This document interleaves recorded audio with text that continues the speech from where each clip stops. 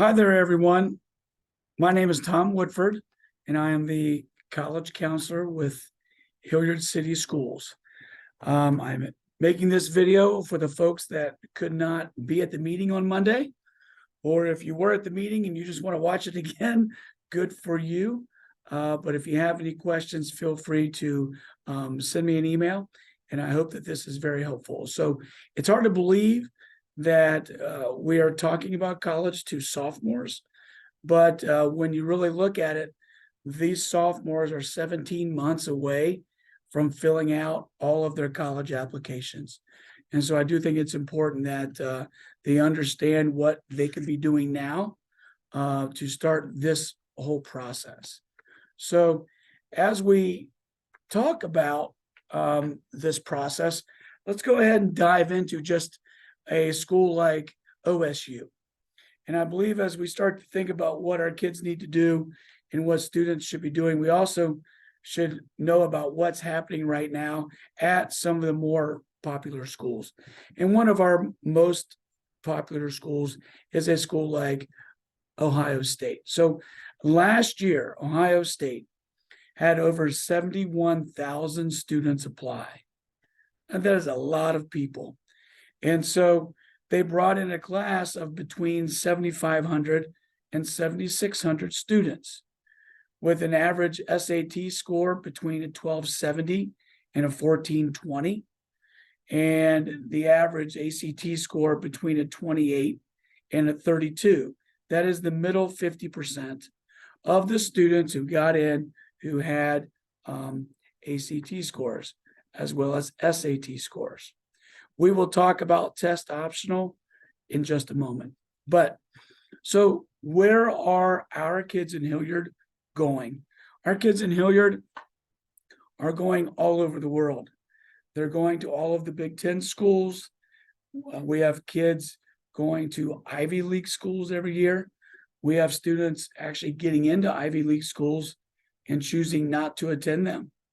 We also have students going to Ivy-like type of schools like Georgetown, Vanderbilt, MIT, Duke, and places like that.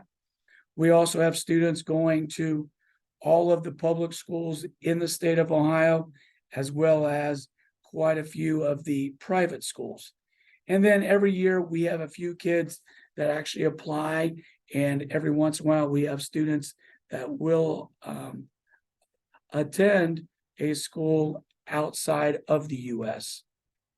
So one thing that we talked about Monday night, I think it's important as we look at our kids and they're 2.5 years out from this process, let's also look at the historical data of the kids that have graduated from Hilliard City schools. Since 2013, on average, 74% of our students go off to college. And what I love about that is 91% of those students go back for a second year. 89% of our kids attend a school inside of the state of Ohio. So parents, when you hear your kids saying, Mom and Dad, I want to go out of state, I want to go as far as I can away, I want to go to the South or Southwest or even out West, well, there's a real good chance they're going to change their mind and stay close to home. But I do think it's important too, as we look at our students as they go off to college, we also look that the 6-year graduation rate is between 50 and 60% of our kids that go off to college. So we do a good job of getting them there. We do a good job of having them return after their first year, but life happens and many of these students are not finishing. This is not something that is a surprise to us or anyone else. This is something that happens all over the country. And on the higher ed side, they actually call it stop outs. And so different states as well as different regions of the country have put together programming for young adults who have started college and for some reason did not finish. They're offering them incentives and scholarships and financial aid to come back and finish their degree. As we look at the schools that have been the most popular over the last 9 years or so, Columbus State, Ohio State main campus, Ohio University Bowling Green, and OSU Newark are the top 5. So ACT and SAT, it is still a thing. I know we hear about test optional, but ACT and SAT is something that many schools do value. A lot of schools are beginning to require them again. The ACT is offered 7 times a year. The SAT is also offered 7 times a year. The ACT has 4 sections. They have a reading, math, English, and science. And on the SAT, they have critical reading and math. So students can take either one of these tests. All of the students all over the country have an opportunity to take either one of these tests, and all of the schools, except for the state schools in the state of California, will use either one of these tests. This is how these 2 tests break down. ACT does have an optional writing section that students really don't need to take anymore because very few schools use that. The SAT has dropped their optional writing section. So I do want to add, when should students start to think about taking these tests? I always use math as a perfect subject to help direct students. And so if students are in Algebra 3 or higher, they can begin to take these tests right now. That is fine. If students are in Algebra 2, I would tell them to wait until the spring of their Algebra 2 class or in June. The reason is nothing that's in pre-calculus and on is on either one of these tests. But if you look at ACT, there's 60 math questions. Between 9 and 12 of them are Algebra 2 type. 4 of them are trigonometry, which students get in the second half of their Algebra 2 course. And so that is the reasoning behind advising kids to finish Algebra 2 prior to taking these courses. So what are we doing to prepare students for these? So all of our 10th graders will take the PSAT 10. That is a 10th grade version of the PSAT in the spring of their sophomore year. Students do not need to register for this or pay for it. Hilliard City Schools will take care of this.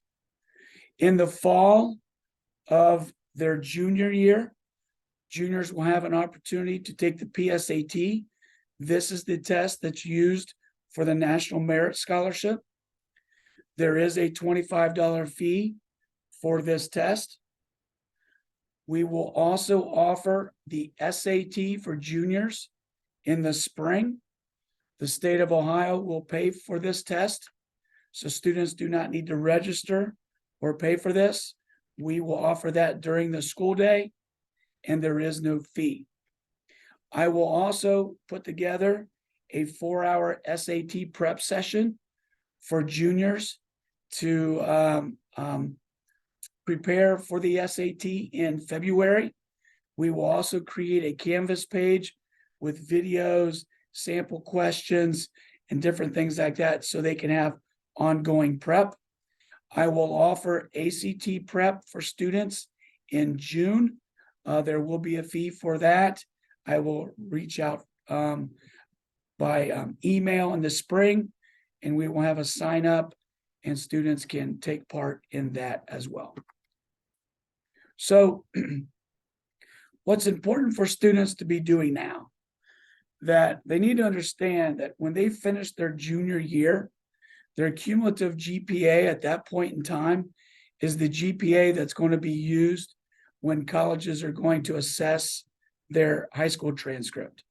So finishing this 10th grade year is very important. At the same time, beginning to volunteer. What can students do now is they can go out and begin to volunteer and take part in that service project or that service learning over a long period of time. They will take the PSAT 10 in the spring, attend scheduling meetings, speak with their high school counselor, and when they're scheduling courses, do that with a sense of what they want to do over the next year or two, and then follow through with those schedules next year. Students will have more of an opportunity during the junior year to take more advanced placement courses. They've had opportunities to take honors courses during their freshman and sophomore year. And that's very important because those are the most challenging high school courses that we offer. So that does create a strong high school transcript. When students apply to college in the fall of their senior year, and we send their high school transcripts, we also send a school profile. And the school profile will outline the types of honors courses that we offer, the types of advanced placement courses we offer, do we offer any College Credit Plus courses, so on and so forth. So it helps the readers of these applications understand the scope of course offerings for students, and so they can assess the transcript and look at what students have taken compared to what the school has offered. Students should also be informed of College Credit Plus options and in ways that they can earn college credits while in high school. Take advantage of spring break, summer break, any days that we don't have school, scheduling, beginning to schedule visits, even those reps that come to each of our 3 high schools, meeting with them, going to college fairs. There's a quite large college fair in February. There will be over 300 colleges there that day. I encourage all of our sophomores and parents to go. Colleges also want to see that students are active on their high school campus. So they want to see that students are joining clubs at the high school, joining clubs outside of the high school, as well as taking on leadership roles. So they should join these clubs, just join 1 or 2 clubs with the intent to take on a leadership role later. Throughout the year, in my college news emails, I will be including a Google Doc link that will have a list of summer college opportunities for students. This is a perfect way for them to take advantage of opportunities for kids to spend time on a college campus focused on a specific major or just an early college experience or a leadership type of experience. All of these things look good on a college application. So let's talk about terms. AP is short for advanced placement. Advanced placement is not a college course. Advanced placement is a high school course. That is the highest course that we offer in that subject area. College Credit Plus is where students are actually taking a college course while they are in high school. Those college grades will show up on their high school transcript, and they will match their college transcript as well. So the College Board is the governing body of advanced placement, the PSAT, and the SAT.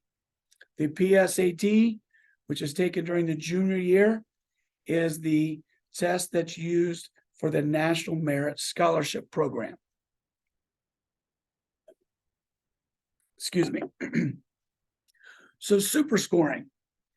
As students choose to take the ACT or the ACT, I advise students to take each one of those tests once, figure out which test best fits them, then take that test 2 more times. And in case they're applying to a college that will super score, that could change their overall composite. So what is super scoring?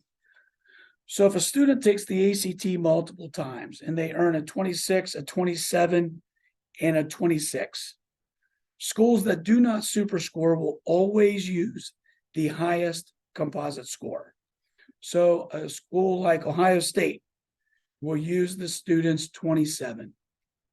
But if a university like Miami of Ohio super scores the ACT, they will take the highest English from one test, the highest reading from a different test, highest math, and highest science, which could mean that Miami could say the student has a 28, 29, or even a 30 based on those subscores. So this is another question students should be asking when they go on visits. Do you super score? Are you test optional? Just so they know how they can use the standardized test scores to best benefit their application. Test optional. What does that mean? Test optional is where students can take the ACT or SAT, but if these scores do not reflect the type of student that they are, then they have a choice to not submit test scores to that school. I say that because it is an option at a lot of universities.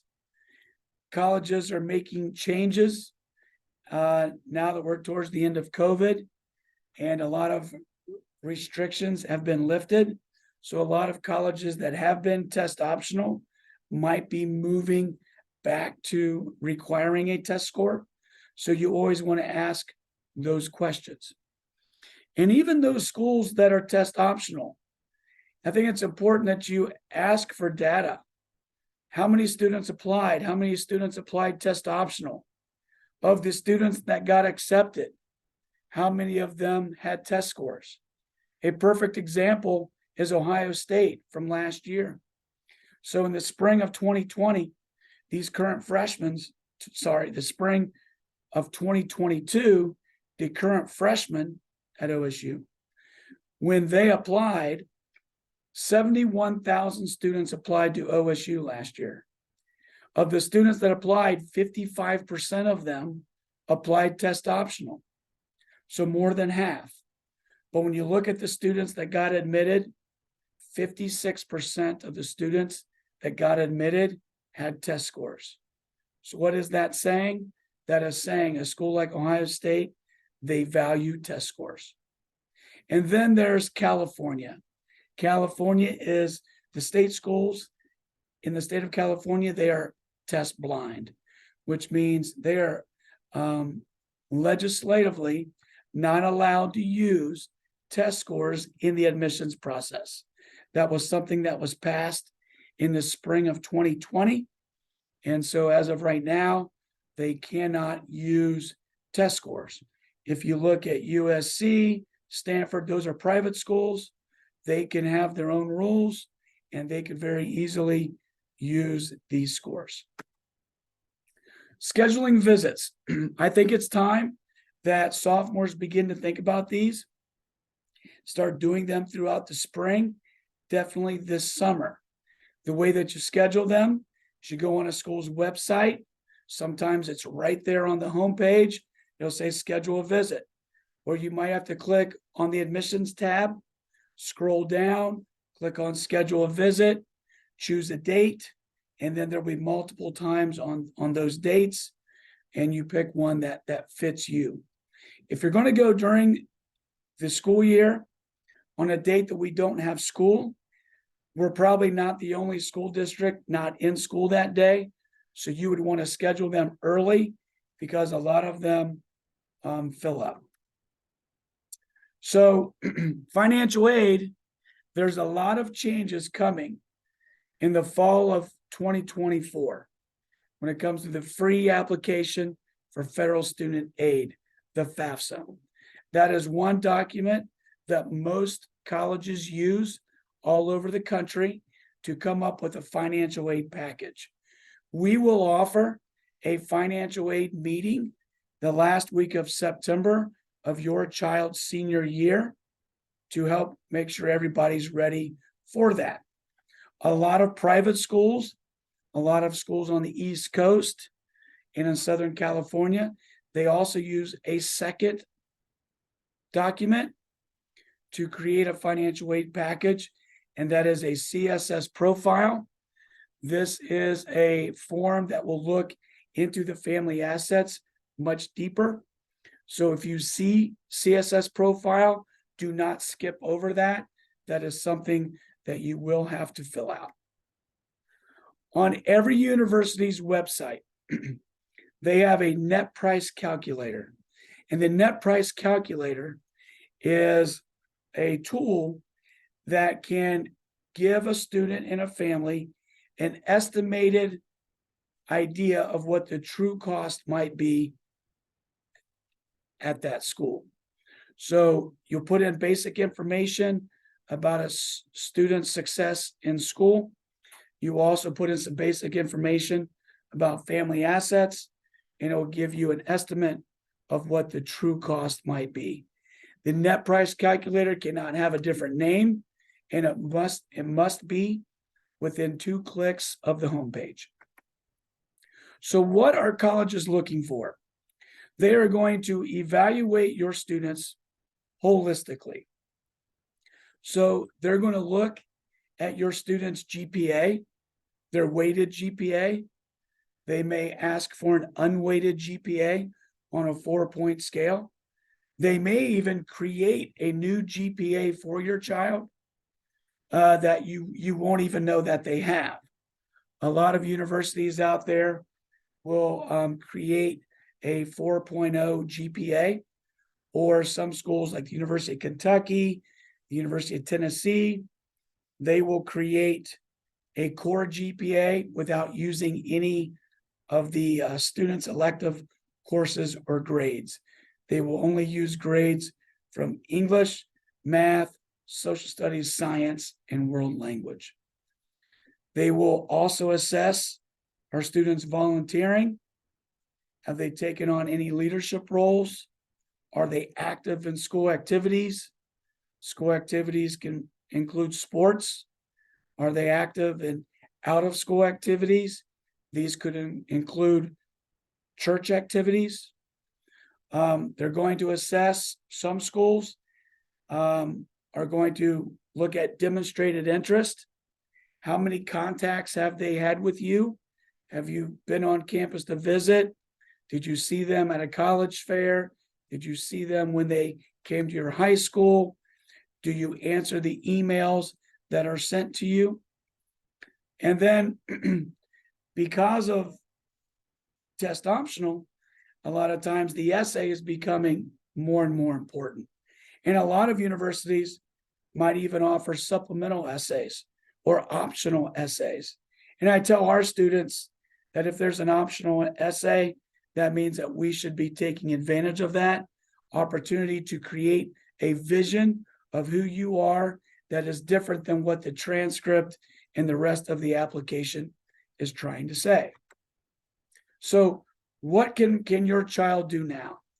So your child can create a plan, an academic plan, an athletic plan, and a social plan. All of these can be parts that can be added to the application. On Hilliard's website, and I have included that right here, I've got a link that will take you to a 4-year college plan, month by month, every year that they're in high school, that can help guide students and parents along this path. They can get involved in school activities, join a club, take advantage of a summer college opportunity. At the same time, I've not mentioned work. Universities will value a work experience. There's never anything wrong with a student working as well. And then students having a solid mix of strong courses, AP courses, honors courses, College Credit Plus courses, as well as courses that the student is just very excited to take. So let's talk about briefly ways for students to earn college credits while in high school. So advanced placement, we offer 17 AP courses. Advanced placement courses, like I had said before, these are honors. These are high school courses. These are the highest high school courses that we offer. Students do not earn college credit from taking an AP class. They do not earn college credit from taking an AP test. They get a score between 1 and 5, and that score stays there with them.